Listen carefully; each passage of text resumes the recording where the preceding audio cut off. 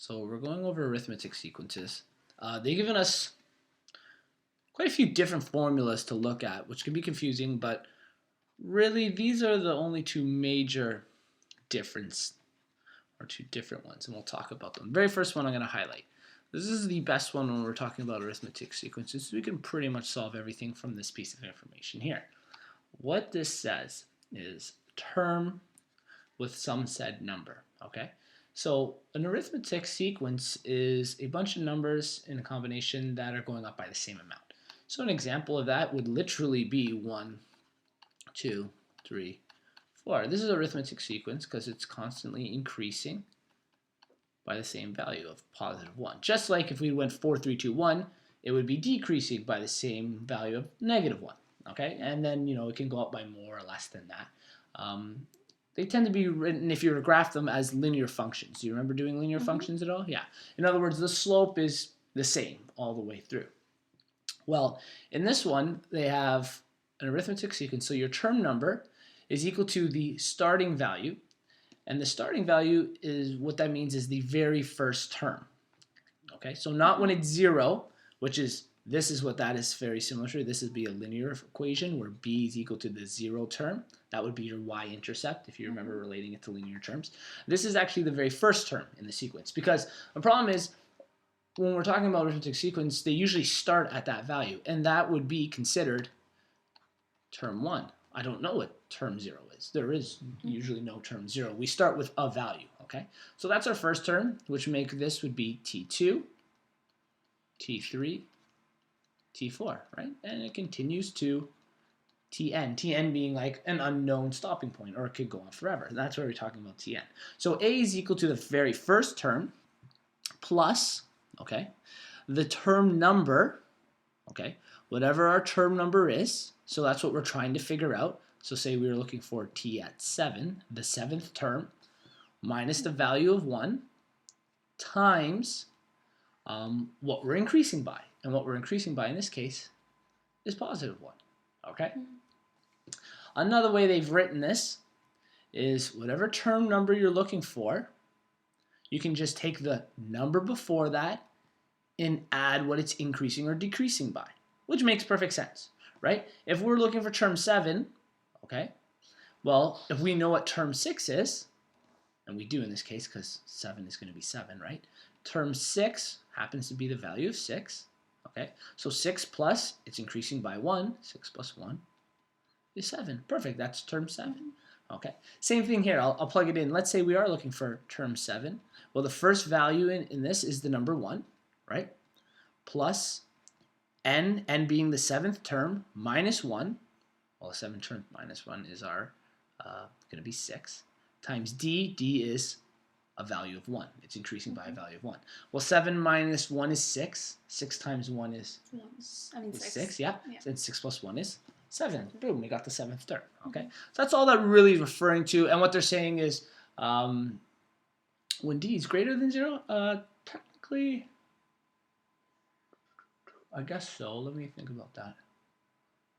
You can also find out arithmetic sequences for when they're decreasing, okay? And this, what it is just kind of putting it into a linear fashion.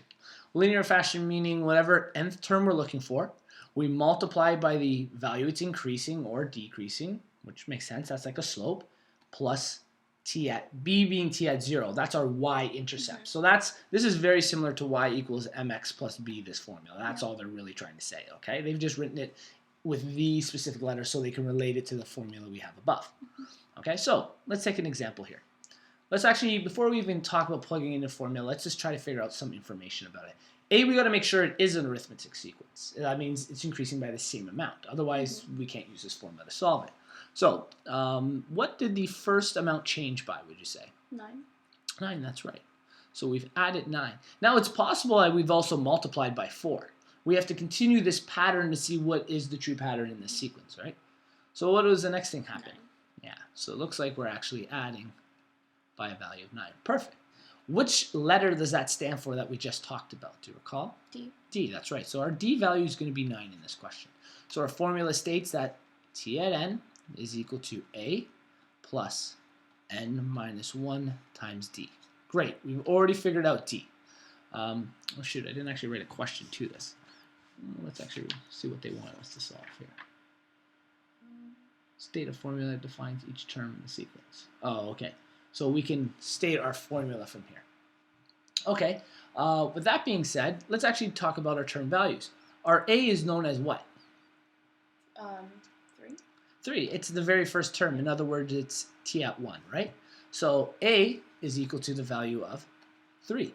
So we can now create a formula, right? Because we have a number for D and a number for A, which means we'll still have one unknown variable, n, and that'll be the term value, depending on what term value we're looking for. So t at n, and when we make these formulas, n is the variable, whatever value we're looking for, is equal to the value of 3 plus n minus 1 times d is 9, right? Okay, well, according to BEDMAS, we can use distributive property. So we bring the 9 in. I'm going to write the rest in black, okay? Write it down here. So 3 plus 9n minus 9, right? Collect our like terms. 9n minus 6, okay? That is our formula. Now, this formula, if you look, is actually very similar to that style they had. F at n is equal to d times n plus b. Okay, that makes sense. 9 is our d. Okay, our b was our unknown, and we just solved it at minus 6. So in other words, remember b was equal to t naught, right? The one before our first term. So does negative 6 make sense as the value before our first term? Yeah. It does, because in order to go backwards, we would be doing what? Subtracting 9. And if we subtract 9 from 3, we're going to end up at negative 6. So that makes sense as the value before our first term. Okay? All they've really done is put it in a linear fashion. Okay? And this is the original formula. We usually start with that in order to create anything. Okay, so they've given us some good information here. Let's use this to actually solve for something. Let's say we're looking for the 10th term. Okay? So in other words, what we're looking for in this question, and I'll write it in blue. I'm just going to move some of this stuff out of the way. Write it in blue. Our 10th term, t at 10 is equal to, and we'll start with this formula here. Okay? We'll work with this one instead of our linear one. T at 10 is equal to 3 plus n gets replaced with the value of 10 minus 1 times 9, right? 3 plus 9 times 9 is going to be 3 plus 81, which is going to give us a value of 84. So the 10th term, so t at 10, the 10th term is the value of 84. Does that make sense? Yeah. Okay, so next question. We invest $300 into an account that pays 6% simple interest. Simple interest means it doesn't build. You get paid the exact same interest every single time. So what would 6% of 300 be? How do we solve that? Do you know? 300 times 0.06. Exactly. 0.06, which is going to be 36, 2 zeros. It's going to be 36 bucks. I think it's $36. We'll double check. Let's see. 300 times 0.06. Oh, yeah, why did I do that? 18, that makes more sense. 6 times 3 is not 36. Good. So $18. So in other words, what it's doing is it's paying $18. Oh, we didn't give it a time frame. When is it worth this? We'll say it's by month, okay? So per month for this question. So $18 a month you get. When is it worth $732? Okay, so we need to figure this out. First of all, in our original, we're going to have to try to create a formula. So t at n is equal to a plus n minus 1 times t. Okay. What would our a term be here? 300. That's right. Our original term, which our first term is 300. What is this increasing by? 18. That's right. Our d term is 18. Excellent. So now we can create a formula to help us solve for an actual value, because this finds a term number, not an actual value, this formula. So let's actually create our formula. So when we go to create this formula, we're going to say that a was the value of 300 plus n minus 1, and d was 18. So use our distributive property again. And our formula is going to read 300 plus 18n minus 18, which means we're going to get 18n plus 282 is going to be equal to this value. So, and remember, this is where we're written as our d at n plus b. This would be our value before 300. So this will help us. They call it f at n when they write it this way. This will actually help us with an actual value. So this will help us find what our n term is, because f at n in this case is 732. So with this formula here, we're going to use 732 is equal to 18n plus 282. So we're going to solve for n. We bring 282 over, it becomes 732 minus 282. Is that a difference of 50? That becomes 450, I think. 18n. Don't worry, we'll use a calculator check. Minus 282. Yep, 450. Okay, so 450 is equal to 18n. Our n value is 450 divide 18. Does that make sense how to do that? Okay. Good. So we divide by 18, 25. So what does that mean? N being 25. How does that help us in this case? It's worth $732 after 25 months. Exactly. It's going to take 25 months to get that difference. Perfect. Okay, final question. They've given us some information here. The 7th term is 53. The 11th term is 97. What is the 100th term? And this is an arithmetic sequence. So, t at n is equal to a plus n minus 1 to our d. Okay, so we got to do a little bit more thinking in this question to help solve this here. All right, and another way we can think of it is our other formula of an f at n is equal to d at n plus b. Well, the 7th term, which means the n value is 7, is equal to 53. Okay, so one way to think of it, if our n value here is 53, we're going to make this into two linear functions and solve for our unknown variables. So in this case, f at 7 is equal to d times 7 plus b. D and b are both unknowns. Okay? In our other example, we'll do it in purple, f at 11 is equal to d times 11 plus b. Again, d and b are unknown. But because we have two equations where d and b should be equal to each other, and because we have two variables, we can now use these two equations, whether we use elimination or substitution, to solve them. So let's kind of simplify them here. This is going to be 7d plus b, and the other formula is going to be 11d plus b, right? Do you remember using elimination at all?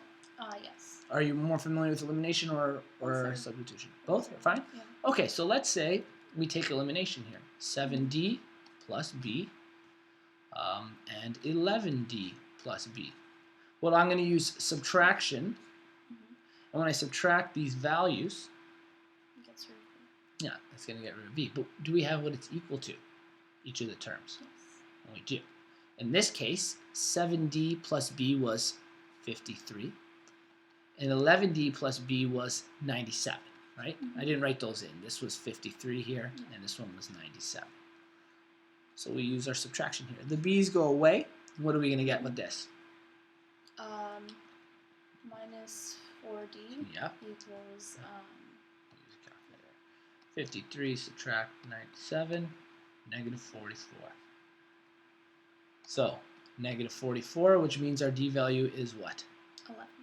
Positive 11. Great. So in our arithmetic sequence, our d value is 11.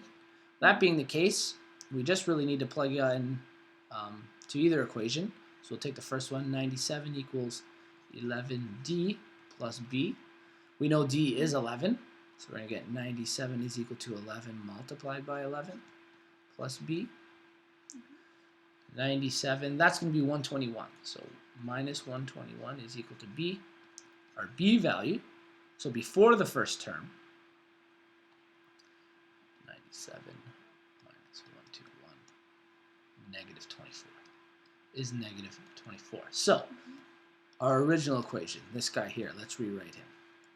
T at n is equal to, well, if this is negative 24, and what are we going up by every time? 11. 11. What would my t at 1 be in that case? Negative 13. Yes, that's right, is a, and our a value is negative 13. Excellent. So negative 13 plus n minus 1 times d being 11 in this case. They want to know the 100th term, so we can plug 100 into this. Negative 13 plus 100 minus 1 times 11 is going to be negative 13. And again, this is going to find our 100th term, t at 100. Is going to be 99 times 11. And I'm just going to do that all in one shot on a calculator here. So 99 times 11 equals, and then minus 13. 1076 would be our 100th term.